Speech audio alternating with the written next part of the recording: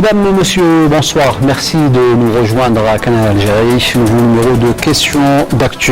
Demain, le 8 novembre, plus de 200 millions d'Américains seront aux urnes pour élire le 45e président des États-Unis. L'élection présidentielle américaine a toujours lieu le mardi suivant le premier lundi de novembre. Et cette année, c'est le 8 novembre. Alors, deux candidats, la démocrate Hillary Clinton et le républicain Donald Trump, se tiennent au coude à coude. Il y a quelques jours, les sondages donnaient une nette avance à la candidate démocrate, mais l'écart s'est réduit et l'issue du vote reste incertaine pour cette élection qualifiée de la plus atypique de l'histoire des États-Unis. Alors pourquoi atypique? Sans doute en raison des deux profils des deux candidats. En revanche, ce qui nous intéresse, nous, ce soir, à la veille de ce scrutin, c'est de connaître les enjeux de cette élection présidentielle, notamment et surtout sur le reste du monde. Et pour en parler, nous recevons ce soir avec nous M. Ramdan Hamlet. Vous êtes ex-colonel, expert des questions sécuritaires et militaires. Merci d'être avec nous ce soir. C'est moi. À vos côtés, M. Elias Djaraoud, vous êtes directeur de la rédaction du journal Horizon. Merci d'être avec nous ce soir. C'est moi qui vous remercie. Bonsoir. Également avec nous, Mme Nabila Djedaoui, vous êtes journaliste à l'APS. Bonsoir. Et à vos côtés, Amazit Boukhalfa, journaliste. Merci d'avoir accepté notre invitation. Merci de m'avoir invité. Avant de revenir à vous et débattre des enjeux de l'élection présidentielle américaine qui aura lieu demain, je vous invite et j'invite le téléspectateur à suivre ce compte-rendu, ce commentaire. Il est signé Nakhla Lorbe. On revient juste après. À quelques heures de la clôture de la campagne électorale, les deux candidats à la Maison-Blanche sont au coude à coude, intensifiant leurs déplacements et meetings à travers les swing states ou États clés où tout va se jouer. Pourtant, les Américains devront trancher demain et élire le 45e président des États-Unis, car les deux candidats les plus âgés à entrer en campagne après Ronald Reagan, âgé de 73 ans en 1984, ont deux visions diamétralement opposées entre l'ouverture prônée par la candidate démocrate et l'isolationnisme de Trump. Les Américains sont vraisemblablement indécis, voire divisés. Les intentions de vote restent en effet difficiles à décrypter, bien que les tout derniers sondages donnent Hillary favorite.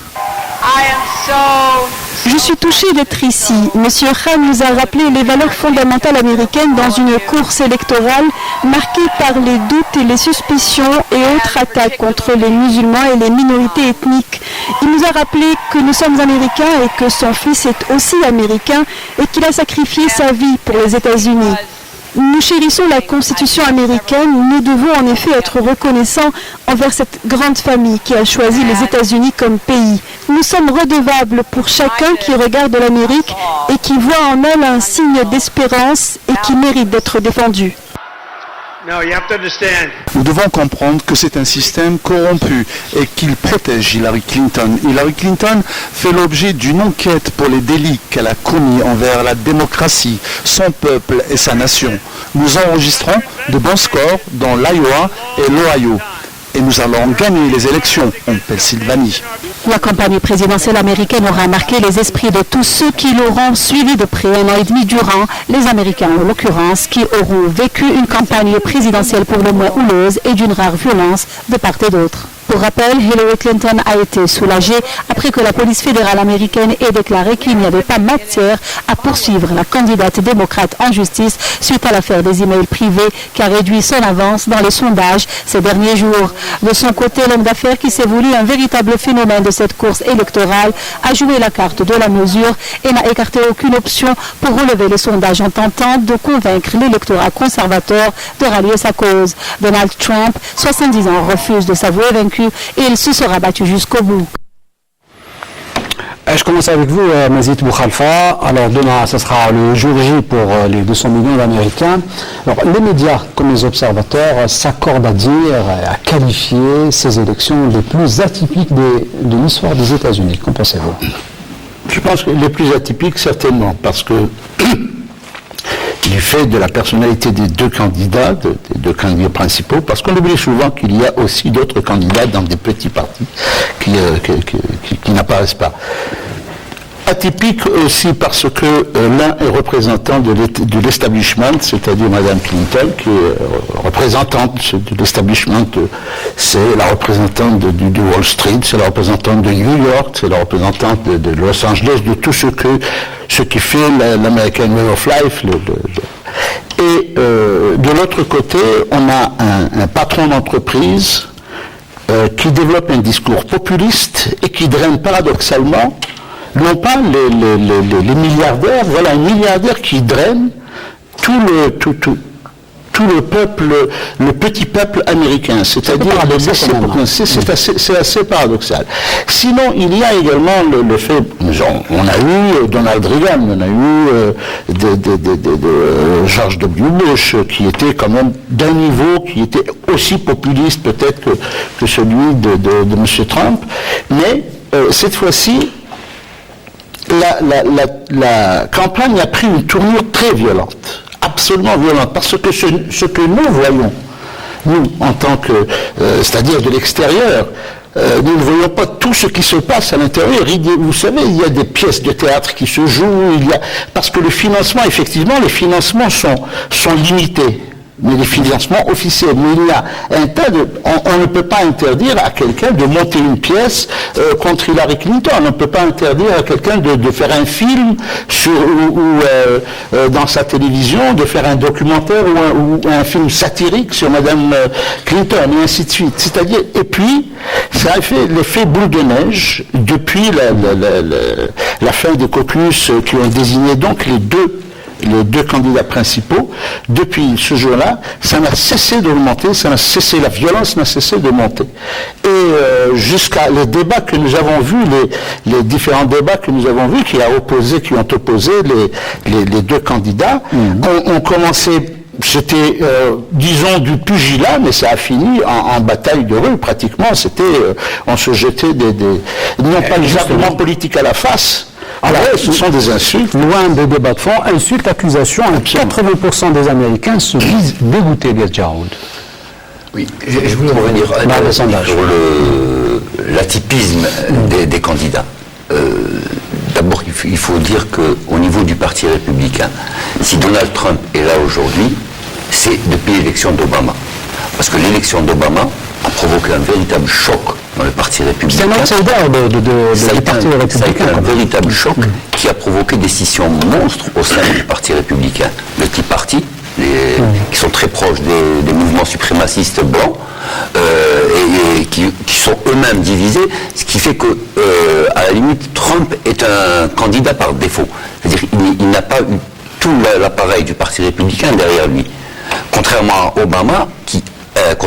à Clinton, qui elle réussit à regrouper pratiquement tout le Parti républicain derrière elle, et y compris dans son programme, elle a pris une partie, elle a fait un mix pratiquement entre le programme de Bernie Sanders et de Elizabeth Warren, et elle a réussi vraiment à cristalliser autour d'elle toutes les forces du Parti démocratique, contrairement à Obama. Et le problème qui s'est posé durant cette campagne qu'on traite de la plus sale de l'histoire des États-Unis, c'est que les grands débats, les grandes questions ont pratiquement été absentes. Les débats traditionnels de la société américaine autour de l'avortement, autour de la peine de mort, autour du système de santé, de la subvention des études, ont pratiquement disparu au bénéfice d'insultes et d'accusations de part et d'autre. Voilà un petit peu, si on doit schématiser un petit peu. Mais avec toute cette haine, n'y a-t-il pas un risque post-électoral pour l'Amérique où les résultats risquent d'être contestés par un des candidats? C'est une éventualité que les experts et les analystes n'excluent pas. D'autant que Trump menace, avant même l'élection, menace en disant si je ne gagne pas, c'est qu'il y a eu fraude et c'est que l'établissement s'est ligué contre moi et qu'on a tout fait pour... Et effectivement, ça a donné, d'ailleurs beaucoup de sondages ont montré que jamais une élection n'a provoqué autant de stress dans la société américaine. Des sondages donc pratiquement, et ça a provoqué d'ailleurs un effet peut-être positif, c'est qu'il y a une ruée sur les bureaux de vote qui sont ouverts depuis près d'une semaine dans certains États et depuis 2 ou 3 jours dans d'autres. Il y a une ruée, on parle déjà de 40% d'électorats qui auraient déjà voté.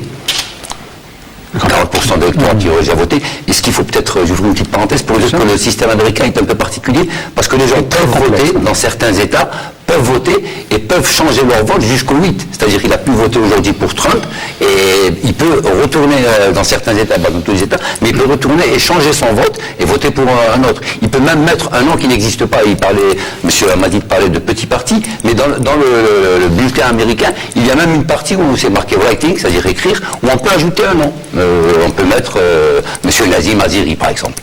Donc vraiment, rien n'est encore joué. Et effectivement, le stress est immense dans la société américaine et beaucoup craignent qu'il y ait, d'autant plus que ça survient dans un moment où beaucoup d'Américains sont déçus parce que depuis la grosse crise de 2007, même si beaucoup d'inégalités aussi, la croissance est à 4,4, on est pratiquement dans le plein emploi avec un taux de chômage de 5%, mais cette croissance et ce plein emploi n'a pas bénéficié aux citoyens, c'est-à-dire les gens ont l'emploi, mais ils ont vu leur fiche de paye baisser d'une manière drastique, ce qui fait qu'il y a un malaise dans la société américaine, et elle survient aussi un moment où il y a pratiquement un choc des communautés avec tout ce qui s'est passé avec les assassinats de Noirs. Donc c'est vrai qu'il y a des risques énormes aujourd'hui sur l'Amérique, et il y a effectivement une crise de l'identité américaine pratiquement qui risque d'apparaître pendant et après ces élections. Alors, M. Al-Banhamed, donc on parlait un peu de cette élection présidentielle très atypique, qui intervient dans un contexte assez particulier. Il faut rappeler aussi que la notion de l'État spectacle est née aux États-Unis. Peut-être c'est un peu lucratif d'imprégner la campagne électorale par ce genre de débat qui est loin d'être un débat de fond. Nassim, bonsoir. Bonsoir à tes invités, aux téléspectateurs. Les élections présidentielles de cette fois-ci, je pense qu'ils sont totalement différentes par rapport aux précédentes élections présidentielles.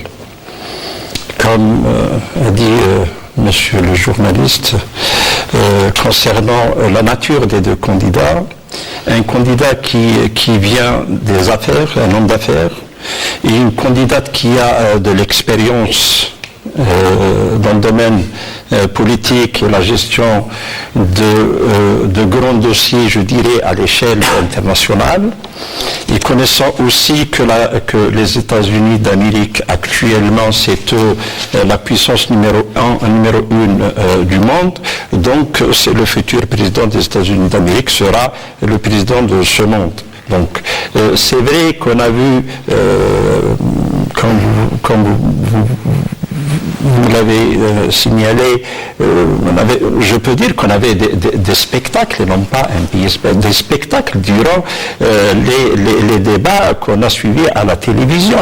Au départ, c'était juste du correct, et ensuite, ça a débordé vers des accusations, je dirais, qui ont touché même la vie privée des deux candidats. Et là, ça devient un peu grave sur le plan politique intérieur des États-Unis d'Amérique. On a vu Trump qui est accusé à tort Hillary Clinton, et Hillary Clinton qui accuse et rentre même dans les détails de la vie privée de Trump. Donc c'est vrai, on a assisté à une campagne électorale au présidentiel des États-Unis d'Amérique. On a assisté à des débats qui n'ont rien à voir avec ceux qui se sont déroulés par le passé. Mais peut-on dire qu'il y a une maladie de la démocratie aux États-Unis? Pardon? Une maladie de la démocratie. Oui, on peut dire que tellement les Américains se sont habitués à ce système qui a déjà réussi à travers le monde, et c'est l'unique, le système présidentiel, il réussit bien en Amérique. Donc les Américains sont libres de dire ce qu'ils pensent, les Américains sont libres d'aller voter pour quiconque, les Américains sont libres d'appuyer tel ou tel candidat. Donc c'est vrai, on devient en quelque sorte un petit peu malade de cette démocratie, c'est vrai. Mais j'allais dire, que peut-être le niveau de ce débat, peut-être il y a une pénurie de personnalités politiques fortes comme dans le passé, citant à titre d'exemple Kennedy, Carter, Reagan et ainsi de suite. Donc je pense que le monde est en crise de ces personnalités politiques qui ont une personnalité forte, qui ont un niveau diplomatique et politique très fort, qui ont l'envergure de président de la République. Et ce n'est pas uniquement aux États-Unis d'Amérique, mais on est en train de suivre les primaires de la droite et centre en France. C'est à peu près la même chose, c'est à peu près le même niveau, un niveau qui est bas par rapport à ce que nous connaissons dans le passé. Donc tout cela, je pense que c'est dû à une crise en matière d'hommes politiques, d'envergure, qui ont le statut d'un président du monde, d'un président des États-Unis d'Amérique. Et là, c'est tout l'enjeu de cette élection, car on parle dans certains médias du profil de Donald Trump par rapport à Hillary Clinton, qui a fait ses armes dans les arcanes du pouvoir. Elle a été première dame, elle a été secrétaire d'État, mais elle a été gouverneur aussi. Alors, quel est pour vous l'enjeu de ces élections? L'enjeu majeur, c'est l'économie. L'enjeu auquel feront face les deux candidats, que ce soit Hillary Clinton ou Donald Trump, c'est remettre les rênes de l'économie américaine en marche. Les deux candidats seront face à une crise vraiment importante, crise économique importante dans le pays. Le programme électoral des deux candidats sur le côté économique est intéressant. Reste à le mettre en œuvre. Sauf que contre les deux programmes, c'est un peu différent parce que on assiste à un discours venant de Donald Trump qui est très populiste, où un grand nombre d'Américains, notamment ceux des classes inférieures, s'y reconnaissent. Entre autres, mais même Hillary Clinton a un programme très riche qui touche la classe moyenne et la classe la plus diminuée aux États-Unis. Elle plaide pour la gratuité de l'enseignement, plutôt la gratuité au niveau des universités. Elle veut augmenter le salaire minimum à $12 la journée, alors qu'il est à $7,5 actuellement. Elle veut aussi accorder ce qu'on appelle le congé de maternité, ce qui n'existe pas actuellement aux États-Unis. Elle veut relancer l'économie du pays, mais en faveur de la classe moyenne et la classe la plus diminuée aux États-Unis. Et ça reste un discours électoral. Est-ce que cela... Excusez-moi, permettez-moi juste d'ajouter une chose. Oui. Le côté économique a toujours été la chose qui le facteur déterminant. Le facteur déterminant des élections aux États-Unis. Généralement, la politique étrangère ou bien la politique en général n'intéresse pas les électeurs. Ce qui intéresse, c'est l'économie, c'est l'emploi, et c'est généralement le vecteur qui pousse les électeurs à voter pour un candidat ou pour un autre. Amazit Boukhalifa, donc l'économie est déterminante, la condition sociale de l'Américain est très déterminante pour choisir son président. Deux profils diamétralement opposés, candidate de l'establishment, en la personne d'Hillary Clinton, et un homme d'affaires, vous le disiez tout à l'heure. Est-ce qu'on peut d'ores et déjà faire des pronostics en dehors de ce qui a été dit dans le sondage? Je crois qu'il appartient à l'élu, que ce soit Mme Clinton ou M. Trump, il leur appartient de sauvegarder les acquis. Il y a une chose qui est très importante aux yeux des Américains et de l'establishment américain, c'est les classes moyennes, conserver l'épaisseur des couches moyennes, pour éviter les affrontements entre les deux extrêmes. Ces couches moyennes qui ont été ébranlées à l'époque, dans les années 80, par le réganisme et le rigueur du réganisme, qui ont tout donné aux plus puissants, aux plus riches, aux grosses entreprises, aux multinationales.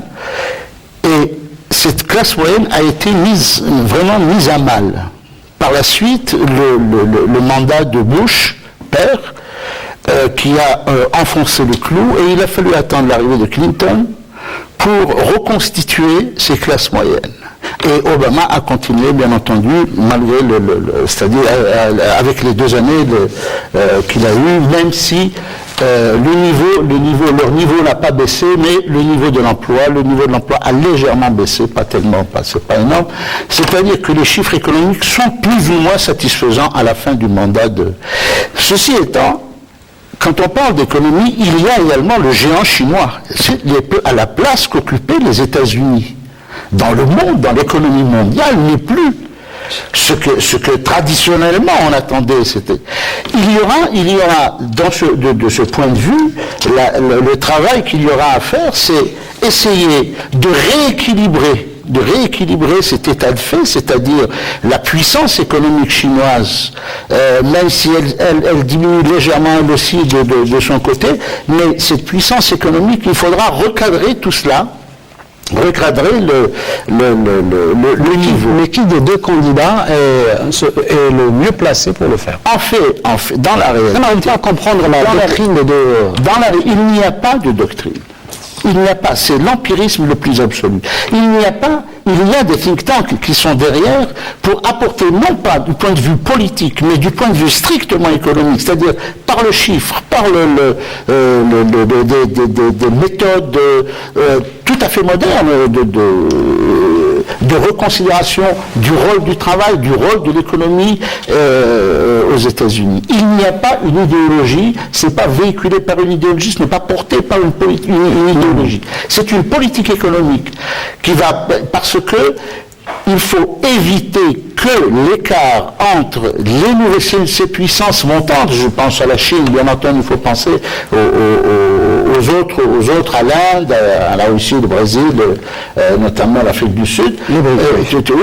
C'est-à-dire que tout cela, ce sont des marchés qui se perdent pour les États-Unis, des marchés traditionnellement, dehors bien sûr de la Russie, traditionnellement occupés par les Américains. Donc en dehors des clivages qui ont été créés dans les 2 partis majoritaires aux États-Unis, où se reconnaît l'Américain dans les programmes des 2 candidats, Jérôme? L'Américain, si on suit les sondages, une bonne partie des Américains se reconnaît dans le discours populiste de Trump. L'Amérique aux Américains. Voilà. Et qui, en vérité, c'est-à-dire tous les économistes disent que c'est un programme sur le plan économique quasiment utopique. Ils parlent de se retirer de l'OMC, de se retirer de l'ENA, de rapatrier les entreprises qui ont été délocalisées, alors qu'à l'heure de la globalisation, je pense que c'est pratiquement utopique, d'autant plus que les entreprises qui ont été délocalisées sont d'abord des métiers en voie de disparition, au moment où on prépare l'économie numérique et l'économie verte. Ensuite, ils ont été délocalisés par rapport au salaire qu'on verse aussi. Donc c'est pratiquement quasiment dans le discours de Trump. Maintenant, après, comme dit lui, le think tank qui prépare, qu'on verra bien si Trump arrivait au pouvoir, il sera obligé de revoir beaucoup de choses dans ce qu'il a avancé. Mais si on s'en tient à son discours, il n'y a quasiment pas Il est loin de la réalité politique. Il est loin de la réalité politique. Il n'y a quasiment pas de programme économique en phase avec la globalisation. Donc si on s'en tient uniquement à ça, Trump, il est tout ce qu'il y a de plus populiste. C'est vrai qu'il a réussi à capter, je le disais tout à l'heure, l'Amérique aujourd'hui fait une croissance, il prévoit une croissance de 4,4, ils sont pratiquement en plein emploi avec un taux de chômage de 5%. Le problème, c'est que les revenus des citoyens, et cette couche moyenne, a beaucoup baissé depuis la crise de 2007 et que les gens pensent qu'avec Trump, avec son discours populiste de rejet du système, qu'il dit corrompu, vont retrouver cette prospérité qu'ils avaient avant 2007. Mais sinon, pour un plan purement pragmatique, le programme de Trump dans son discours il n'a pas de programme. C'est un programme isolationniste qui ramène pratiquement les États-Unis au début du XXe siècle. C'est-à-dire, en faire une île prospère, une île indépendante des courants, etc. C'est pas l'Amérique. Ce n'est plus l'Amérique. Ce ne sera plus l'Amérique, et ce sera pratiquement plus réalisable, parce que ton produit, tu vas vendre au commerce extérieur. Si tu sors de l'OMC, tu sors de l'ALENA, et tu bloques les Chinois, et tu revois tes accords avec les Chinois, finalement, tu feras quoi? C'est pas Allez-y, je voudrais bien revenir sur les enjeux de ces élections.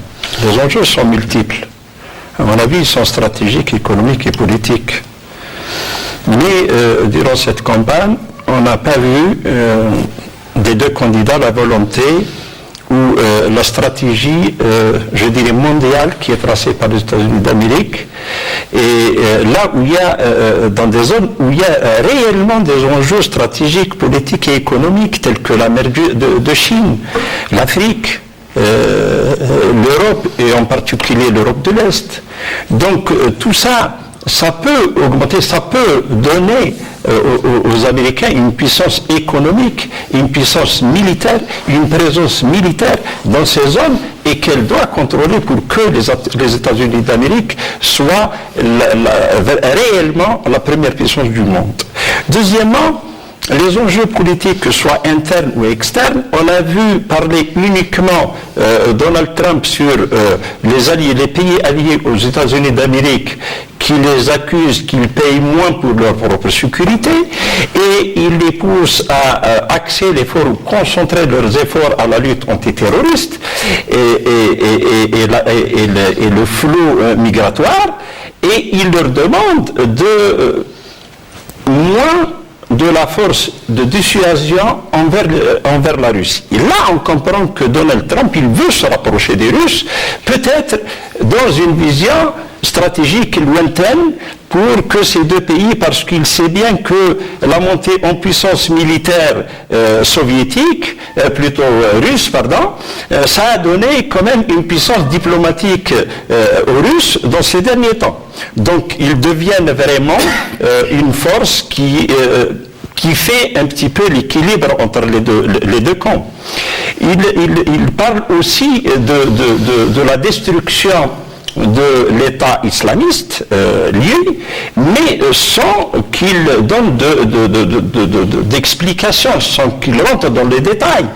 Il est en faveur de la Russie et lui donner l'attitude d'action en Russie. Il estime que la Russie est mieux placée que les États-Unis d'intervenir en Syrie. Or que Hillary Clinton, elle défend l'OTAN, et elle le considère comme étant un bouclier qu'il faut favoriser pour venir contre les velléités d'expansion russe. Et elle n'est pas d'accord quand Trump dit que les Russes, on doit laisser les Russes intervenir avec Bachar al-Assad en Syrie pour régler le problème de l'État islamique. Elle est plutôt pour l'augmentation de la cadence des frappes aériennes en Syrie et en Irak, et même elle est allée loin de créer une zone d'exclusion aérienne en Syrie. Donc là, sur le plan politique, je dirais international, et concernant les sujets sensibles qui rentrent dans la sécurité, il y a une contradiction entre les deux candidats. Ça, sur l'enjeu politique. Maintenant, ils ont parlé aussi de l'immigration, construire... Alors, pour ne pas se perdre dans les enjeux de cette élection sont multiples, et sans ne pas se perdre dans les enjeux, on va les aborder un par un. Je reviens. Alors, vous avez parlé de l'enjeu de la politique internationale.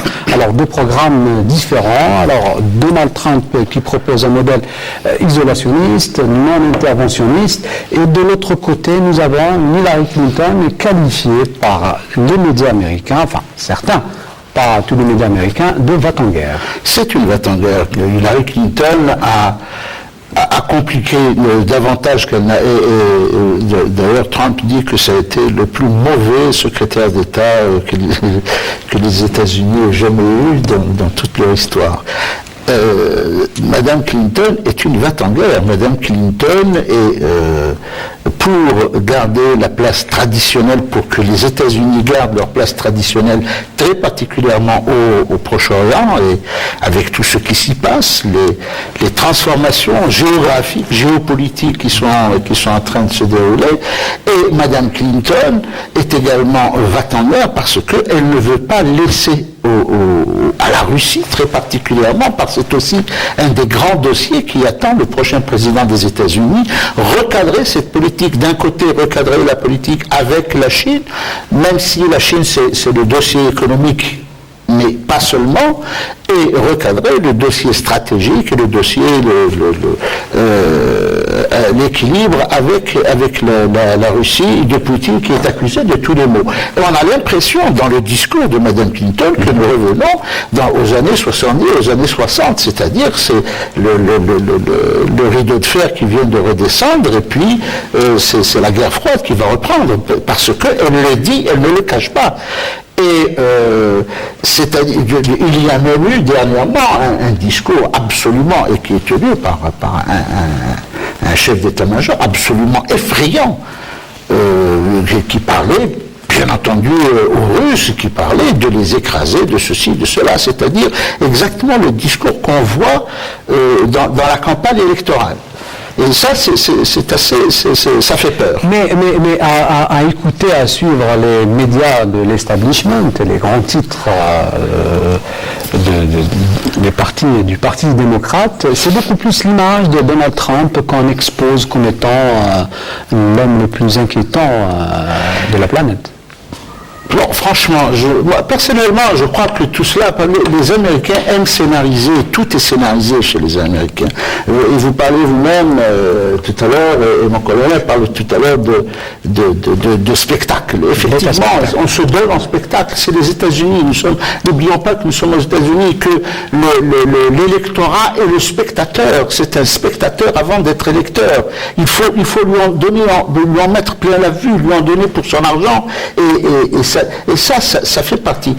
Rappelez-vous, juste après son élection, Obama, le premier mandat, le discours du Caire, c'est toutes ces promesses qui avaient été faites, etc., qui avaient séduit tout le monde arabe, qui avaient séduit tout le monde musulman. Et pourtant, on s'était dit, et pourtant, on voit le résultat. C'est-à-dire que croire que le président des États-Unis, l'homme le plus puissant de la planète, est aussi puissant et libre de faire ce qu'il veut, je crois que c'est aller vite en besogne, et c'est vraiment croire au Père Noël.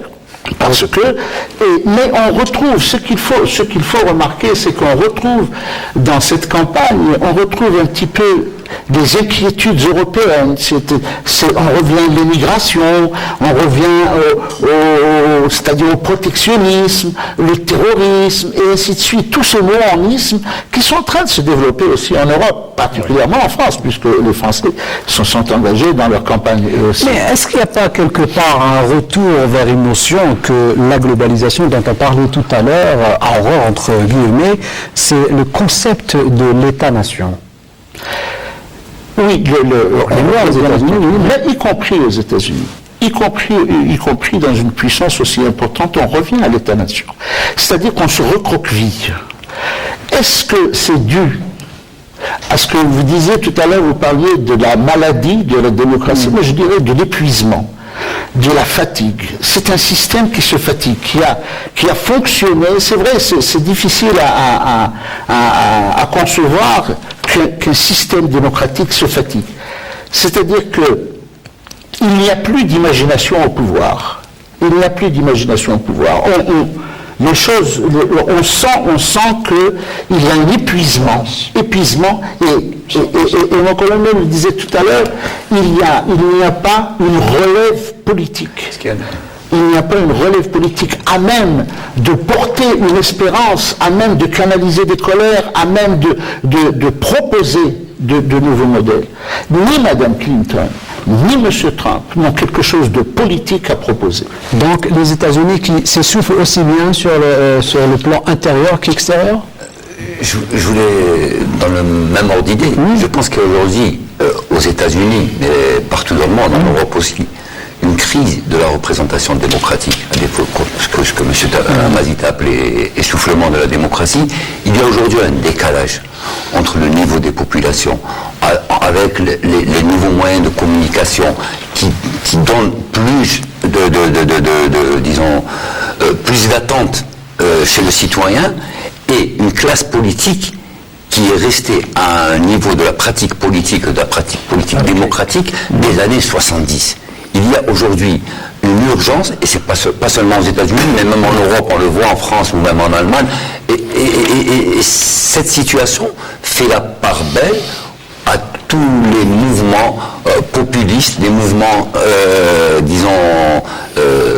isolationnistes qui s'isolent sur eux-mêmes, les mouvements nationalistes chauvins, et on le voit partout en Europe. Donc il y a effectivement aujourd'hui dans la planète une crise de la représentation démocratique qu'il faudra rapidement régler, parce que à l'ère de la globalisation, il faut peut-être réfléchir à une nouvelle pensée, à un nouveau système démocratique, à une nouvelle représentation. Et il faut que la classe politique fasse l'effort de se mettre au niveau de ces changements et de ces mutations qu'il y a au sein des sociétés. Mais est-ce qu'on pourrait peut-être penser que c'est peut-être la globalisation qui n'a pas réussi partout dans le monde, de par les inégalités qu'elle a générées, qui est aujourd'hui derrière cet échec de la politique américaine. Peut-être, pourquoi pas. J'aimerais juste revenir sur un point, si vous permettez, sur l'intervention des États-Unis contre l'EI. Si on parle d'isolationnisme, c'est un concept un peu vague, parce que les États-Unis ne peuvent pas se permettre de s'isoler à l'ère actuelle, surtout avec le retour en force de la Russie. Que ce soit Donald Trump qui l'emporte ou Hillary Clinton, il faut savoir que la politique américaine restera inchangée, car elle défend ses intérêts, que ce soit au Moyen-Orient, que ce soit en Afrique, que ce soit dans le Maghreb ou un peu partout dans le monde. Les États-Unis, par leur intervention à l'extérieur, ne font que défendre les intérêts de leur pays. Les États-Unis sont une puissance économique et militaire. La Russie le sont sur le plan militaire, mais à un degré moindre sur le plan économique. Est-ce que la Russie constitue un danger pour les États-Unis? Permettez-moi d'abord de parler un peu d'isolationnisme. Je ne crois pas du tout à ce terme, et même Obama et avant lui George W. Bush a utilisé ce terme. Mais durant leurs 2 mandats, personne n'a appliqué cette notion. Ils sont toujours au sein des organisations mondiales, ils sont toujours au sein de l'OTAN, et ils ont menacé, les 3 candidats, ils ont menacé de se retirer de quelques organisations mondiales. Et Trump, là, il parle même de quitter l'OTAN dans le cas où les membres ou les alliés de l'OTAN ne payent pas plus pour leur propre sécurité. Et j'ouvre une parenthèse, il a même menacé de renégocier la présence militaire au Japon et en Corée du Sud, parce qu'ils payent moins des frais de séjour, le frais de stationnement de ces unités dans ces 2 pays. Maintenant, concernant la Russie et les États-Unis d'Amérique, sur le plan militaire, je dirais que les Russes ont réussi à construire des systèmes d'armes très puissants, uniques au monde. Depuis 2003 à ce jour, ils montaient en puissance considérable. D'ailleurs, ils sont partout à travers le monde. Et là, il y a une nouvelle guerre froide. On a vécu l'ancienne depuis la fin de la Deuxième Guerre mondiale jusqu'à l'effondrement du mur de Berlin et la chute du mur de Berlin et l'effondrement de l'Union soviétique. Mais cette guerre était uniquement sur terre et dans l'espace. Ce qui nous intéresse aujourd'hui, cette guerre, parce qu'on parle de puissance militaire, elle est même sous mer. Et surtout ces derniers temps, depuis 2 ou 3 ans, les sous-marins russes sont partout. Ils se rapprochent beaucoup plus de la mer Baltique, des pays baltes. Ils se sont rapprochés des bâtiments de guerre américains. Ils se sont approchés des câbles de communication des commandements militaires et politiques. Donc là, la Russie, elle représente réellement, je dirais, un niveau qui n'est pas loin des Américains sur le plan militaire. Maintenant, sur le plan économique, la Russie, elle compte beaucoup sur les rentes de l'hydrocarbure et la vente des armes. Donc c'est insuffisant pour concurrencer les Américains dans le domaine économique. Les Chinois ont réussi, mais les Russes, à ce jour, ils n'ont pas réussi à niveler leur niveau économique avec celui des États-Unis d'Amérique. Donc il y a un certain déséquilibre entre la Russie et les États-Unis d'Amérique sur le plan économique. Mais sur le plan militaire, je pense qu'ils sont à peu près au même niveau. Ce qui nous intéresse aujourd'hui, en premier lieu, c'est de faire la part des choses et différencier les deux programmes. Alors le candidat républicain, par exemple, fait savoir qu'il est disposé à travailler avec la Russie. Oui. Qu'est-ce que cela change dans la politique extérieure américaine? Cela change beaucoup. Pourquoi? Parce que les Américains sont alliés avec l'Europe occidentale depuis la Deuxième Guerre mondiale, et après la Deuxième Guerre mondiale, ils ont créé cette entité, je dirais, qui prend la défense de tous les pays membres de l'OTAN. Si Trump se rapproche beaucoup plus des Russes, cela veut dire qu'il va, je dirais qu'il va un petit peu se retirer des pays OTAN qui craignent beaucoup la Russie, qui a, je dirais, une intention expansionniste. Et la Russie ne changera jamais sa vision géostratégique concernant l'Europe occidentale. Elle restera toujours la même. Et les Russes ne veulent pas que les Européens jouent sur le plan stratégique et économique et même politique sans la Russie, qui a une partie géographique quand même qui dépend de l'Europe. Donc les Russes, l'Europe sans les Russes, je pense que ça ne veut pas réussir. Et si Trump se rapproche des Russes, ça va faire peur, je pense, aux membres OTAN et surtout aux pays de l'Europe occidentale. Maintenant, si Trump a une vision lointaine pour une coopération étroite pour la sécurité du monde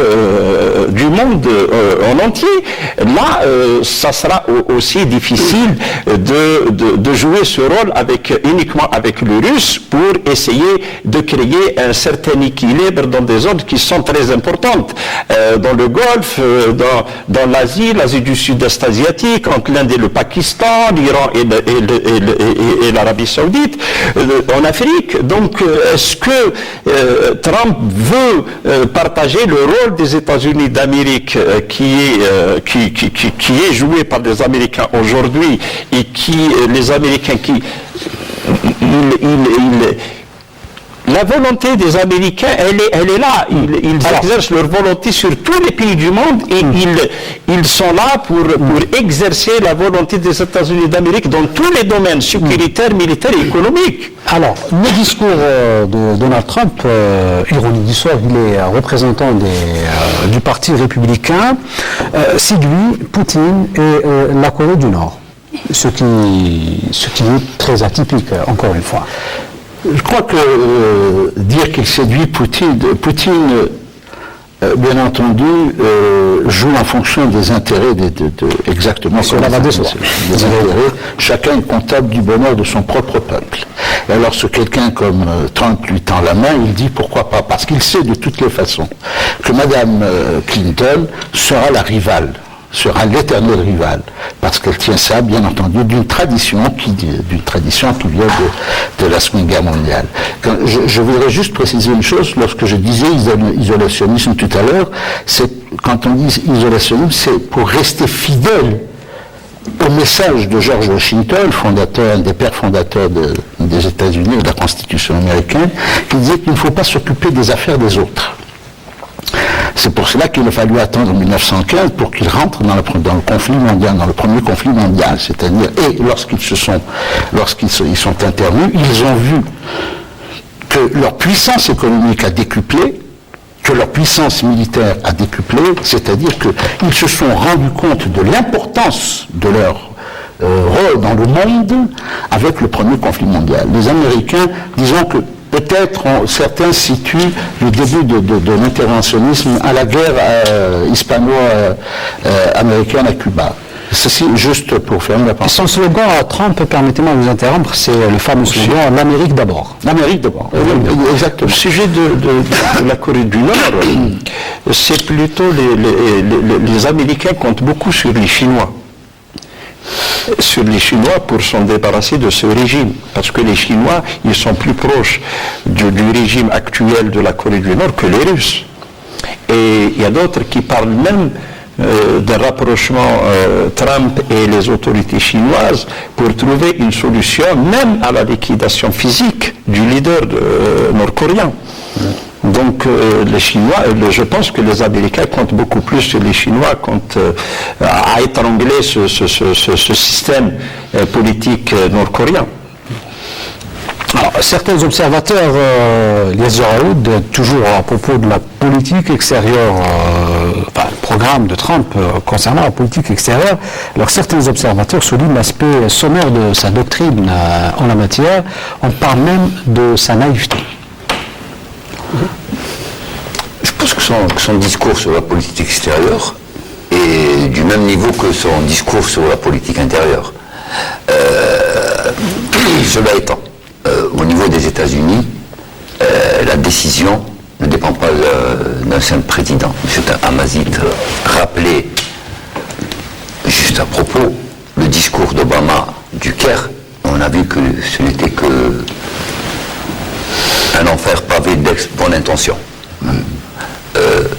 Les États-Unis, il y a deux... Cela ne va pas empêcher d'obtenir le prix Nobel de la paix, entre parenthèses. Pour les États-Unis, il y a deux objectifs. Un, garder sa suprématie à l'échelle planétaire. Deux, garantir la sécurité d'Israël. C'est les deux axes de toute la politique extérieure américaine, que ce soit Obama, que ce soit Bush, que ce soit demain Clinton. Le 46e président. Et la décision ne dépend pas uniquement de la politique extérieure américaine, ne dépend pas uniquement du président de la République. Il y a plein d'autres centres de lobby, la NSA, la CIA, le Pentagone et d'autres lobbies qui déterminent la politique extérieure américaine. Donc pour le moment, Trump, effectivement, fait encore, dans son discours de la politique extérieure, il fait exactement la même chose que de son discours de la politique intérieure. C'est-à-dire c'est un discours populiste qui dit oui, nous avons des problèmes avec la Russie, nous allons essayer de régler ça, nous allons essayer de coordonner la lutte contre Daesh avec les Russes, sans pour autant dire que les Russes ne seront pas un rival. Hein. Par contre, ça, il n'a jamais dit. Donc, la politique extérieure américaine sera basée sur ces deux. Et pour le moment, ce qu'il se passe, la parcellisation des pays du Moyen-Orient, des pays arabes du Moyen-Orient, sert parfaitement la politique suprémaciste américaine et la sécurité d'Israël. Elle rejoint même une vieille demande du Premier ministre israélien en 1949 qui disait, pour une meilleure insertion d'Israël dans la région, il faut arriver à des petites entités arabes, c'est-à-dire à des États croupions comme... Donc ça ira dans ce sens-là et ça continuera dans ce sens-là, que ce soit Trump ou Clinton. Pour revenir juste sur un point en ce qui concerne les relations avec la Russie. Les relations avec la Russie, que ce soit pour l'Europe, que ce soit pour les États-Unis, la Russie est une entité différente, c'est-à-dire que son appartenance géographique, comme le rappelait le colonel, l'appartenance géographique d'une partie de la Russie jusqu'à l'Oural, c'est-à-dire à l'Europe, cette appartenance ne fait pas de la Russie pour les Européens un allié ou un futur allié.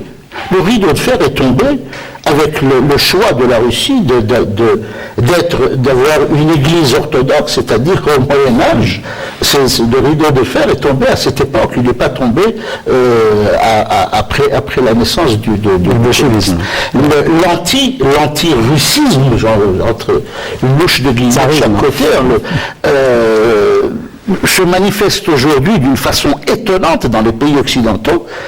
Et pourquoi? Et les États-Unis, parce que il faut se dire une chose, c'est que même si l'effondrement, l'implosion de l'Union soviétique a ramené la Russie à des dimensions bien modestes au niveau économique, mais il demeure une chose dans l'esprit de tout Américain.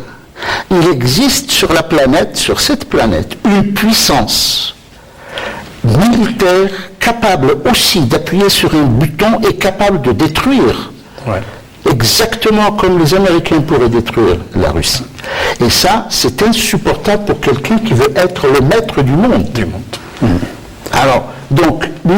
Trump se trompe énormément, sans jeu de mots, se trompe énormément quand il dit qu'il pense que se rapprocher, oui, revenir à l'entente cordiale des années 60 de Khrouchtchev et de Kennedy, oui, on pourrait revenir à cela.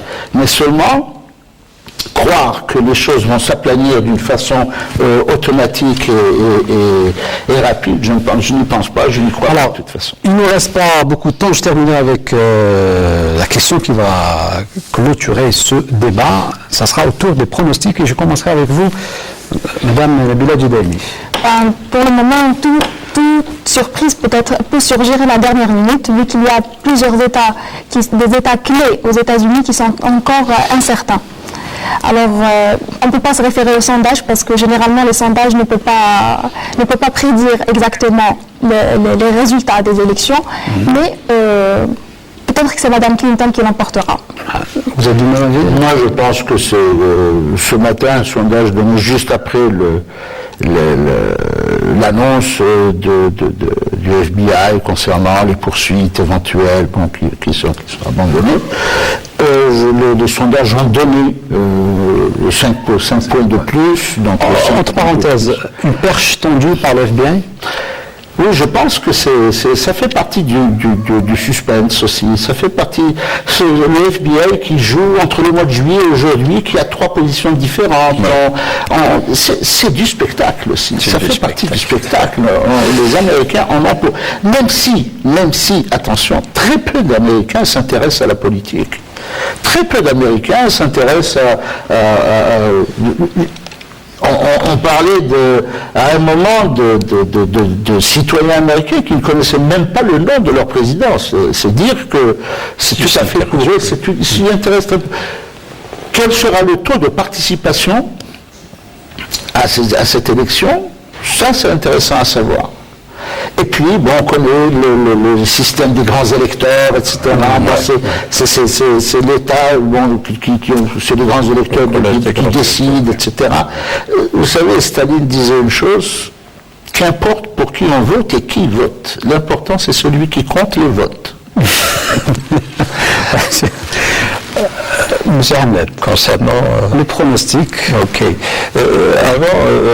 C'est vrai que les États-Unis d'Amérique essaient de conserver leur suprématie et en même temps assurer la sécurité de l'État colonial israélien. Mais de quelle manière? Avec quelle politique?